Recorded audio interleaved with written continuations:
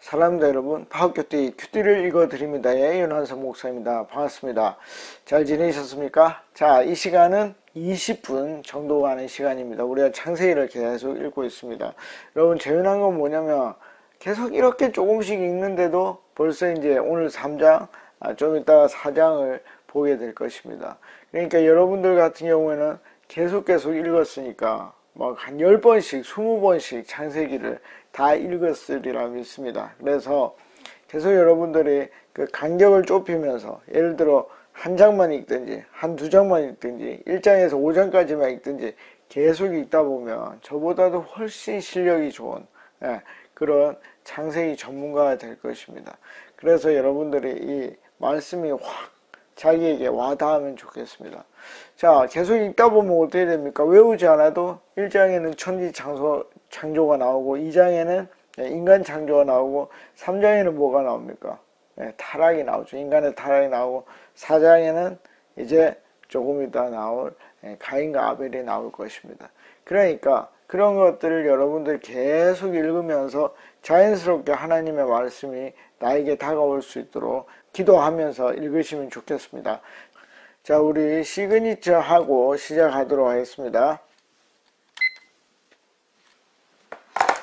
자, 우리 숙제가 있었죠. 3장 14절 한번 읽고 제가 제 생각을 좀 나누도록 하겠습니다.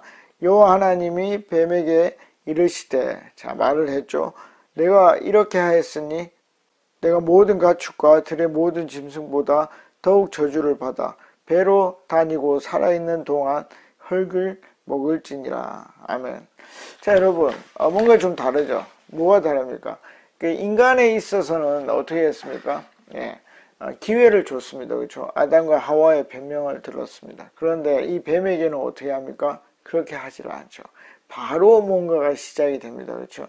벌이 시작이 되죠. 여러분, 그래도 될까요? 성경 그렇게 하고 있습니다. 그렇죠? 그러니까 무슨 얘기입니까? 하나님은 아담과 하와는 굉장히 인격적으로 대하지만 뱀은 그렇게 대하지 않았다는 것을 우리가 볼 수 있습니다. 자, 그러면 그것이 옳은가 틀린가? 여러분들 어떻게 판단하시겠습니까? 하나님이 뱀을 이렇게 홀대해도 되겠습니까? 자, 이것은 여러분들이 성경 전체를 통해서 결론을 내리면 됩니다. 그러니까 지금 잘못 결론을 내린다고 해서 여러분들의 생각이 안 바뀌는 것이 아닙니다. 계속 바뀔 수 있습니다. 저는 그렇게 해도 된다고 생각을 합니다. 왜냐하면 이게 굉장히 어려운 부분인데 굉장히 치열한 싸움이 있어야 되는데 그래도 저는 하나님이 하시는 모든 일이 옳다고 생각을 합니다. 자, 이게 엄청 어려운 겁니다. 저는 하나님이 하시는 모든 일이 옳다고 생각을 합니다. 여러분, 이 결론에 이르기까지 얼마나 어려운 싸움이 있는지 모릅니다. 그 과정을 여러분들이 겪어내야 되는데 저는 그렇게 결론을 내렸습니다. 자, 여러분, 하나님은요 사람과 동물을 다르게 생각을 하고 있습니다. 그것이 바뀌지 않습니다. 그것은 충분히 성경과 역사를 통해서 증명이 되었습니다. 그러니까 제가 볼 때는 여러분, 이걸 여러분들이 잘 보셔야 되는데, 예를 들어 어떤 사람이 동물을 사람만큼 사랑하는 거예요. 그럴 수 있잖아요. 동물 협회 이런 사람들. 그러면 저는 그들이 옳다 그러다? 제 기준에는 옳지 않다고 생각을 하는 것입니다. 왜? 하나님이 인간과 동물을 다르게 보았기 때문에. 자, 이거 이해했죠? 두 번째, 그러면 제가 그렇게 하는 사람을 사랑하느냐 사랑하지 않느냐? 저는 사랑합니다. 왜? 그들도 하나님 앞에서 구원받을 사람들이기 때문에. 자, 이거 이해하십니까? 그러니까 그들이 옳고 그르다, 이거는 제 안에 어떤 기준이 있습니다. 그러나 그들을 사랑하고 사랑하지 않는 것은 전혀 다른 문제입니다. 자, 이해했으리라 믿습니다. 이해 못해도 그건 어쩔 수 없습니다. 제 입장은 아직까지는 전혀 변하지 않습니다. 자, 그러면 예수님이 환경을 파괴하거든요. 예수님이 이제 그 십자가를 매시러 예루살렘으로 입성할 때 그 성전 정화 작업을 합니다. 막 성전에서 이 돈 바꾸고 하는 사람들 이렇게 막 뒤집어 엎고 그렇게 합니다. 그러면 그때 이제 들어가기 전에 무화과 나무가 있었죠. 그 무화과 나무를 이 성전의 일과 이렇게 연동을 해서 뭔가를 보여주기 위해서 아무리 잎이 무성해도 그들에게 열매가 없다면, 참된 열매가 없다면 말라 죽을 수밖에 없다 하는 걸 보여주기 위해서 주님 무화과 나무를 말라 죽이게 됩니다. 여러분, 예수님이 그렇게 해도 될까요? 어떤 상징을 하나 보이기 위해서 애꿎은 무화과 나무를 죽여도 될까요? 제가 극단적으로 그냥 정확하게 말을 해서 저는 된다고 지금 얘기를 하는 것입니다. 그 이유는 뭐죠? 뱀의 경우를 적용해서 그렇습니다. 그러니까 하나님은 이 모든 세상의 주인이십니다. 그리고 제가 모든 것을 봤을 때 아직까지 우리 하나님은 틀린 걸 한 적이 없습니다. 그러니까 그 일은 옳은 일입니다. 자, 그러면 이 뱀을 이렇게 이유도 들어보지 않고 벌을 준 거, 그 다음에 무화과 나무, 걔를 말려 죽인 거, 하나님이 옳은가? 여러분들이 성경을 쭉 읽어가면서 결정을 내려야 되는 것입니다. 저는 옳다고 생각을 합니다. 그리고 하나님이 사람과 그 동물과 식물을 다르게 생각했기 때문에 저는 뭡니까? 당연히 사람을 더 위에 둔다 하는 것을 말씀을 드립니다. 여러분들도 성경을 읽으시고 여러분들의 생각을 결정하시면 좋겠습니다. 자, 굉장히 어려운 숙제들을 많이 내주죠. 그래서 이유를 듣지 않고 바로 저주를 줬고 걔는 이제 일생 동안 배로 다니면서 흙을 먹어야 되는 벌을 받게 되었습니다. 인간에게도 이게 도움이 되겠죠. 뱀이 그렇게 살 때 저것은 나의 범죄로 인하여서 저렇게 되었구나 하는 것을 보게 될 것입니다. 자, 그런데 제가 15절에서 뭐라 얘기를 했습니까? 이것은 단순히 어떤 육체적인 이 물질적인 뱀을 벌하는 것이 아니라 어떻게 했죠? 영적인 부분까지 연결된다. 이 뱀을 벌을 하면서 동시에 그 뱀에 들어갔던 뭡니까? 사탄도 벌을 받게 된다는 것을 보게 됩니다. 그렇죠? 자, 15절 보겠습니다. 내가 너로 여자와 원수가 되게 하고 내 후손도 여자의 후손과 원수가 되게 하리니 여자의 후손은 내 머리를 상하게 할 것이요 너는 그의 발꿈치를 상하게 할 것이니라 하시고 아멘. 자, 그러니까 뭡니까? 이 여자와 원수가 되게 한다. 그래서 뭐 여자가 뱀을 더 무서워한다 그런 건 아닙니다. 저는 뱀이 너무 무섭습니다. 전 남자거든요. 그러니까 그런 의미가 아니라 이건 영적으로 보는 것이 맞다 하는 것입니다. 그러니까 뱀의 후손 그리고 여자의 후손 우리는 아직 읽은 적이 없으니까 누군지는 모르지만 그들은 원수의 관계가 되고 그리고 뭐죠? 여자의 후손은 뱀의 후손을 이기게 될 겁니다. 머리를 상하게 할 겁니다. 그러니까 뭡니까? 그의 생명을 끊어 놓을 수밖에 없다는 것이죠. 그런데 뱀의 후손은 어떻게 해요? 이 발꿈치밖에 상하게 못할 것이다. 그러니까 사탄은 그 여자의 후손으로 오는 분의 아주 작은 부분만 상하게 할 수밖에 없다라는 것을 예정했고 예언하셨습니다. 그럼 이대로 될까요? 저는 이대로 된다고 생각합니다. 왜냐하면 하나님 말씀하셨고 그 말씀은 창조 과정에서 그대로 이루어졌기 때문입니다. 자, 여러분 여기서 여러분들이 잘 보셔야 되는데 제가 생각하는 것은 뭐가 있습니까? 근거가 있습니다. 근거가 있다는 건 뭐죠? 미래를 생각하는 것입니다. 근거를 통해서 미래를 생각하는 것입니다. 그러니까 믿음이라는 건 뭐냐면 안 보이는 것을 바라보는 것이거든요. 그러면 어떻게? 과거의 일을 통해서. 그러니까 믿음이 있다는 것은 은혜인데 은혜라는 것은 첫 번째 알갱이가 있다는 거예요. 첫 번째 알갱이. 이 첫 번째 알갱이는 인간이 만드는 게 아니에요. 하나님이 만들어 주셔야 돼요. 그래서 예정된 사람은 정해져 있다고 얘기를 하는 거예요. 인간은요, 믿음이 있을 수가 없어요. 왜? 근거가 없잖아요. 예. 여러분, 우리가요, 교회에서도 잘못 가르치는 게 뭐냐면, 보지 않은 것들을 믿어야 된다라고 얘기를 하거든요. 근데 그게 아니에요. 사실은, 그 근거들을 보고 믿는 거예요. 그러니까 저는 뭐죠? 하나님이 창조할 때 말씀하시고 그게 그대로 되었으니까 앞으로 이 15절도 말씀하신 그대로 되겠구나 라고 믿는 것입니다. 그것이 그 알갱이가 작으면 작을수록 덜 믿게 되고 크면 클수록 모든 걸 믿게 되는 겁니다. 그런 것들을 여러분들이 읽어낼 수 있으면 좋겠습니다. 자, 16절 가보겠습니다. 또 여자에게 이르시되 내가 내게 임신하는 고통을 크게 더하리니.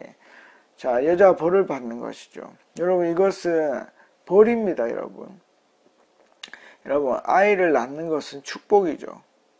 이게 이제 재미난 건데, 근데 그것은 벌로 주어진 것입니다. 자, 첫 번째 벌로 주어졌는데 제가 뒤에 뭐라고 얘기를 했냐면 그게 축복이라고 얘기를 했습니다. 그래서 내가 수고하고 자식을 낳을 것이며 너는 남편을 원하고 이제 바란다는 거죠. 그리고 남편 너를 다스릴 것이니라 하시고. 아멘. 자, 여러분, 그러면 이 벌은 정말 너무 아프고 힘들고 안 좋은 것만 했을까요? 근데 제가 그렇게 말을 안 했죠. 축복이라 그랬죠. 여러분, 만약에 우리에게 진짜 큰 고통이 있다고 생각을 해봅시다. 그럼 그게 축복입니까? 축복이 아닙니까? 그것은 벌인 동시에 축복입니다. 이게 이제 하나님이 주시는 벌이 두 개를 다 포함하고 있기 때문이에요. 이것은 성경을 쭉 여러분들이 읽어보시면 그걸 알 수 있습니다. 그럼 제가 굉장히 희귀 난치병을 가지고 있거든요. 아마 죽을 때까지 안 나을 것 같아요. 그게 벌입니까? 축복입니까? 제가 그게 동시에 있다고 생각하는 것입니다. 여러분, 아이를 낳는 것은 벌로 주어진 일이에요. 고통이 심해요. 그런데 그 아이를 낳고 나면 뭐죠? 그러니까 그 고통을 잘 견뎌내고 나면 축복이 따른다는 것입니다. 이건 모든 것이 똑같습니다. 저 역시 어떤 하나님으로부터 벌을 받았으면 그 벌이 잘 이루어지고 나면 축복이 될 것입니다. 그걸 여러분들이 읽어내면 좋겠습니다. 저는 사실은 뭐 제가 아픈 거에 대해서 벌이라고 생각도 좀 안 하기는 안 합니다. 그것은 제가 만든 자연적인 어떤 결과치이기 때문에 그건 뭐 다음에 좀 더 얘기를 하고, 어쨌든 그런 메커니즘이 16절에 나오고 있다는 것입니다. 그러니까 벌을 받는데 하나님이 주시는 것은 그걸 잘 견뎌내고 나면 오히려 축복이 생긴다 이것입니다. 그럼 남자는 어떨까요? 남자도 벌을 받지만 그것은 축복의 결과를 낳을 수 있다는 것입니다. 17절 아담에게 이르시되 내가 내 아내의 말을 듣고 내가 내게 먹지 말라 한 나무의 열매를 먹었은즉 땅은 너로 말미암아 저주를 받고 너는 내 평생에 수고하여야 그 소산을 먹으리라. 아멘. 이제 남자는 고생을 해야, 수고를 해야, 힘을 들여야 소산을 먹을 수가 있습니다. 축복이 아니죠. 벌이죠. 그런데 어떻겠습니까? 이게 땀을 흘리고 이 많은 일을 하고 그래서 소산을 얻으면 어떻게 되죠? 그때부터는 다시 축복인 것입니다. 먹을 게 있죠. 아이들과 아내가 그 먹을 걸로 인해서 즐겁죠. 굉장히 큰 즐거움입니다. 축복입니다. 그러니까 그 하나님 주신 벌을 잘 견디면 인간은 복을 동시에 받는다. 이게 하나님의 벌의 특징이다 하는 것입니다. 여러분, 이제 성경이 너무 두꺼우니까 언제 읽을지 모르겠는데 소선지서에 가면 이스라엘이 망한다 합니다. 그 하나님의 벌입니다. 그렇죠? 근데 그게 동시에 축복입니다. 그 호세아서에 가보면 그게 1장에 벌로 인해 마음이 아팠다가 벌로 인해 기분이 좋고 그런 일들이 계속 일어납니다. 너무 재밌죠. 그래서 하나님이 나에게 주신 것은 버림과 동시에 축복일 수 있다 하는 것을 읽어내면 좋겠습니다. 자, 18절입니다. 땅이 내게 가시덤불과 엉겅퀴를 낼 것이라. 내가 먹을 것은 밭의 채소인지. 자, 여러분, 제가 저번에 말씀드렸습니다. 그러니까 식물은 채소만 먹어야 된다. 여기서 식물은 먹을식입니다. 먹을 수 있는 것은 채소다. 그렇게 하면 안 된다 그랬죠. 출애굽기만 가도 동물을 먹을 수 있다는 것을 알 수 있습니다. 그렇죠? 이것은 일반적인 이야기다 하는 것을 보면 좋겠고요. 그 다음에 땅이 이제 저주를 받죠. 인간으로 인해서 저주를 받습니다. 그래서 뭐 합니까? 인간에게 저항을 하는 것이죠. 가시덤불과 엉겅퀴를 낼 것이다. 그러니까 현대사회는 농사만 하는 것이 아닙니다. 그렇죠? 그러니까 IT 산업을 생각을 해볼까요? 내가 프로그램 개발자라고 생각을 하면 그 프로그램 개발자에게도 엉겅퀴와 가시가 나올 것입니다. 그걸 헤쳐내야만 소산을 얻을 수 있을 것입니다. 모든 경우에 똑같이 적용이 될 것입니다. 왜? 땅이 저항하기 때문에. 이제 이 세상은 땅이 저항하겠구나. 그걸 우리가 읽어낼 수 있습니다. 자, 19절입니다. 내가 흙으로 돌아갈 때에 얼굴에 땀을 흘려야 먹을 것을 먹으리니 내가 그것을 취함을 입었음이라. 너는 흙이니 흙으로 돌아갈 것이니라 하시니라. 아멘. 자, 이 죽음에 대해서 얘기를 하는 것이죠. 너는 흙으로 시작이 되었으니 너는 흙으로 돌아갈 것이다 라고 얘기를 합니다. 그리고 20절 아담이 그의 아내의 이름을 하와라 불렀으니. 여러분, 이것은 뭡니까? 하나님이 아담에게 첫 번째 부여했던 일입니다. 세상의 모든 것에 이름을 붙이는 것입니다. 그래서 하와라고 이름을 붙였고 그 뜻이 뭡니까? 그는 모든 산자의 어머니가 됨이라. 그래서 뭡니까? 이제 어미가 되는 것을 남편이 이름을 붙여줍니다. 뭐죠? 다시 그 사랑이 어느 정도 회복되는 것을 볼 수가 있는 것이죠. 그래서 완전한 사랑을 다시 회복하기는 쉽지 않습니다. 완전한 사랑이 회복되려면 제가 어떻게 해야 된다 그랬죠? 성령이 충만한 상태가 될 때. 이것은 둘 다 성령이 충만해야 됩니다. 한 사람은 성령이 충만하고 한 사람은 죄된 상태에 있다. 그러면 절대로 그 사랑은 완전해질 수가 없습니다. 그게 어디에 나옵니까? 나중에 호세아서에 보면 뭐죠? 아무리 호세아 선지자 고멜을 사랑해도 그가 성령이 충만해서 사랑해도 그래서 온전한 사랑이 될 수가 없죠. 그러니까 하나님도 마찬가지입니다. 하나님이 인간을 온전히 사랑하죠. 그러나 이 인간 쪽에서 성령이 충만해서 하나님을 사랑하지 않으면 온전한 사랑이 될 수가 없어요. 그게 이제 범죄 이후에 나타나는 그런 시스템이다. 그것을 여러분들이 아시면 좋겠습니다. 자, 4장 갈 수 있을 것 같습니다. 한 2분 남았는데. 자, 21절 여호와 하나님이 아담과 그의 아내를 위하여 가죽옷을 지어 입히시니라. 아멘. 뭐를 지어 입힙니까? 범죄에서 자기들 고생하게 두지. 여러분, 하나님은 사랑이십니다. 그걸 여러분들이 좀 읽어낼 수 있어야 되는데 벌을 받았죠. 그들이 벌을 받았습니다. 자녀를 낳을 때 고통이 있고 이 소선을 얻을 때 고통이 있습니다. 그러니까 이제 사랑해 주는 것입니다. 여러분, 혹시 우리 중에 부모들이 있을 수 있고 뭐 연인들이 있을 수 있는데 여러분들은 어디까지 벌을 주십니까? 벌을 주고 나면 가죽옷을 지어 입혀야 됩니다. 요거 여러분들 이해하십니까? 그게 진짜 사랑입니다, 여러분. 하나님의 사랑은 끝까지 분노하지 않습니다. 분노의 끝이 있습니다. 그리고 그 다음부터는 다시 사랑합니다. 여러분, 하나님 우리를 어디까지 실망할까요? 끝까지 실망할까요? 아닙니다. 그것은 우리가 끝까지 하나님께 돌아가지 않는 것이지 하나님은 그 벌의 끝이 있습니다. 그러고 나서 어떻게 되죠? 기회를 주시고 가죽옷을 입혀주십니다. 이 가죽옷은 반영구적으로 입을 수 있는 것입니다. 그렇죠?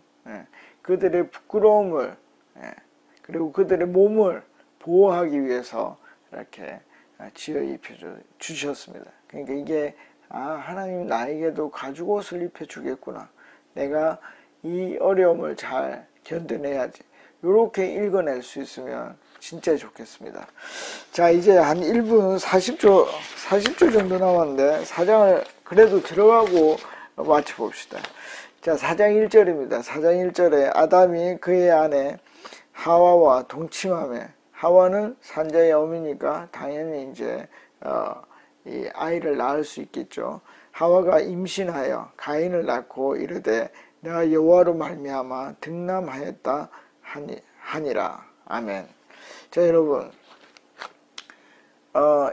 처음 인간은 어떻게 태어났죠? 하나님이 창조로 태어났습니다. 그렇죠? 그렇지만 두 번째 인간은 자, 두 번째 인간은 어떻게 되죠? 하와는 인간의 그 뼈에서 나오게 되죠. 그렇죠? 그러니까 이제는 뭡니까? 정자와 난자가 만나는 그런 과정을 통해서 사람이 사람을 낳게 됩니다. 여러분, 이게 뭐냐면 자동화 시스템이죠. 여러분, 그리고 이걸 저는 이렇게 말하기를 좋아합니다. 자연 질서 시스템이다.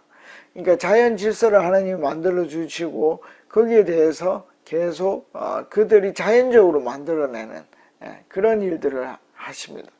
여러분, 이거를 여러분들이 이제 계속 성경을 읽으면서 이해를 하시면 정말 많은 것이 풀립니다.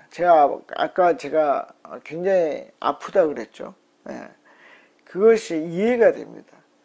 그것은 하나님이 나에게 준 벌임과 동시에 내가 내 스스로에게 준 벌이고, 이 자연이, 이 모든 세상이 나에게 준 벌입니다. 이 자연 질서 시스템을 이해하면 그게 이해가 됩니다. 그러니까 하나님의 이 세상의 역사는요, 하나님의 의지와 이 자연 질서 시스템, 그 시스템 안에는 인간의 의지도 들어갑니다. 그러니까 그것이 합쳐졌을 때, 온전히 컴바인 됐을 때 역사로 이제 나타나는 것이죠.